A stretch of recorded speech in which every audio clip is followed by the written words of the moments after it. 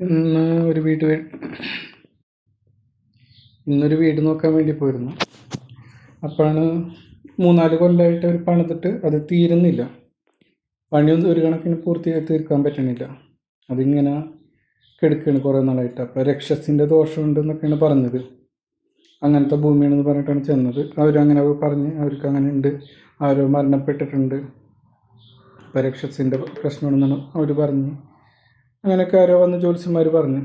അപ്പോൾ എൻ്റെ അടുത്ത് ചോദിച്ചപ്പോൾ അങ്ങനെയാണെന്നുണ്ടെങ്കിൽ അത് വരുന്നത് തെക്ക് രക്ഷസ് എന്ന് പറഞ്ഞാൽ രക്തം അങ്ങനെ ഒരു ഞാൻ ഇന്നൊരു വീട് നോക്കാൻ വേണ്ടി പോയിരുന്നു. അപ്പോൾ അവരെ വീടിന് എന്താ പ്രശ്നം എന്ന് പറഞ്ഞാൽ പണി തുടങ്ങിയിട്ട് ഒരു 4 കൊല്ലത്തോളമായി. പക്ഷെ അതൊന്നും ചെയ്ത് പൂർത്തിയാക്കാൻ പറ്റണില്ല. അവർക്കത് തീർക്കാൻ പറ്റിയിട്ടില്ല ഇതുവരെയായിട്ടും. ഡിലേ ആയിക്കൊണ്ടിരിക്കുകയാണ്. പിന്നെ അതുകൂടാണ്ട് വീട്ടിലാണെങ്കിൽ ഭയങ്കര വഴക്കും കാര്യങ്ങളും അങ്ങനെയൊക്കെയാണ്. പുതിയ സ്ഥലം എടുത്തിട്ട് വീട് വെച്ചല്ലോ അവർ, സ്ഥലം എടുത്ത. അപ്പോൾ അവിടെ പറഞ്ഞത് അവർ ആരോ വന്ന് നോക്കിക്കഴിഞ്ഞപ്പോൾ അവിടെ എന്തോ ആരോ മരണപ്പെട്ടിട്ടുണ്ട്, രക്ഷസിൻ്റെ ദോഷമുണ്ട്, അങ്ങനെയാണ് പറഞ്ഞത്.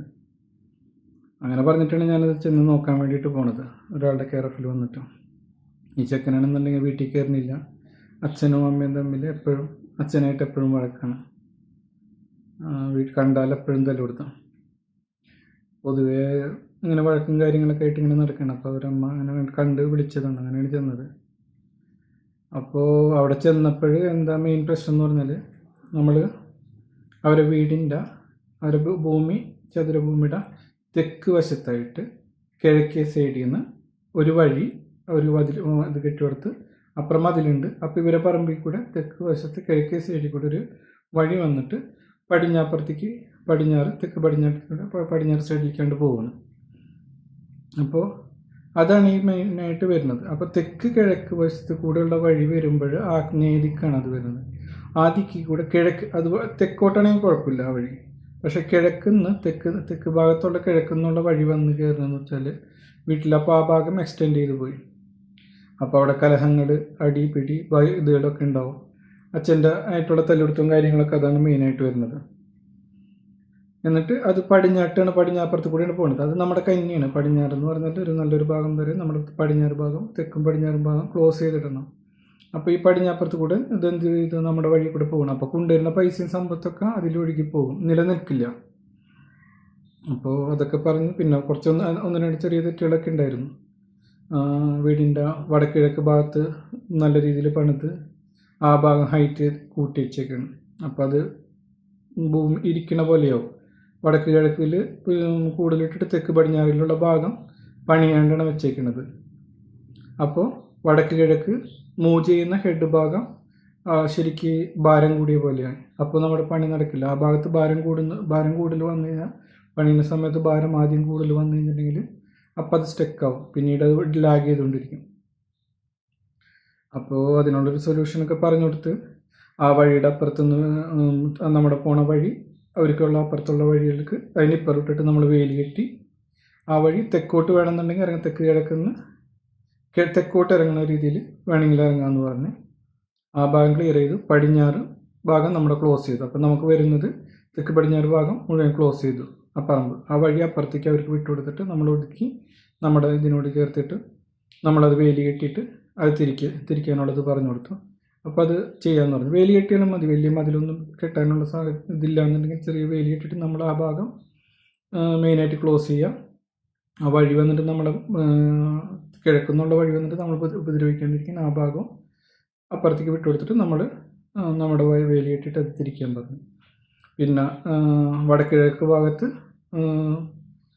ഒരു പൈപ്പ് കുത്തിയിട്ട് അവിടെ നിന്ന് വെള്ളം എടുക്കാൻ പറഞ്ഞു.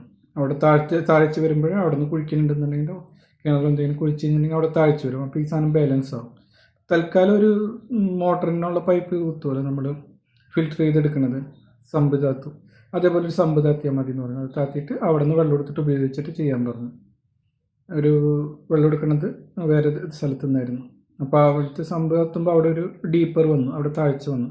ചെറിയ ചെറിയ കാര്യങ്ങളുള്ളൂ ഒരു വസ്തുവിൽ, ഭയങ്കരമായിട്ടൊന്നും ചെയ്യണ്ട. അപ്പോൾ അതെല്ലാവരും ചെയ്യാമെന്ന് പറഞ്ഞിട്ടുണ്ട്.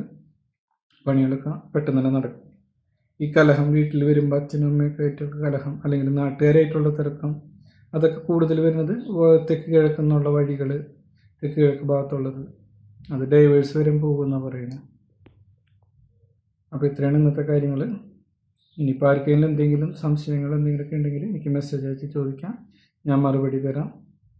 ഇപ്പോൾ ബോംബെ സിൽവാസയിൽ നിന്നൊക്കെ ആൾക്കാർ വിളിച്ചിട്ട് ഫ്ലാറ്റിലുള്ള പ്രശ്നങ്ങൾ 17 വർഷമായിട്ട് താമസിച്ചിട്ട് അവർക്ക് ഡെവലപ്പ് ചെയ്യാൻ പറ്റണില്ല, അവരെ ഇതോട് കുറഞ്ഞുകൊണ്ടിരിക്കുന്നു സാമ്പത്തികമായിട്ട്. പിന്നെ മക്കൾ കല്യാണം കഴിച്ചിട്ട് 4 കൊല്ലമായി, കുട്ടികളില്ല.